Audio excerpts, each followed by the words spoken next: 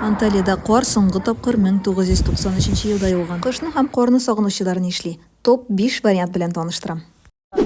Төркиядә кор яучы шәһәрләр җитәрлек, биредә хәтта тау туризмы да оештырылган. Иренмәсәгез, шуларга барып, кышның тәмен тоеп кайтырга була. Икенче вариант тауларга менергә. Биредә һәрвакыт суыграк һәм һичшиксез кар очратачаксыз. Анталия океанариумында кыш бүлмәсе бар. Биредә кар, боз тотып карарга гына түгел, тау шуарга да мөмкин. Кайбер районнарда балаларга бәйрәм ясар өчен таулардан кар алып төшәләр. Сагынучылар бу бәйрәмне калдырмый. Һәм инде соңгысы, сәүдә үзәкләрендә һәм паркларда кар явуы оештыралар. Бу чарада балалар гына түгел, олылар да күңел ача. Ничек эшлиләр дисезме? Игътибар белән карагыз.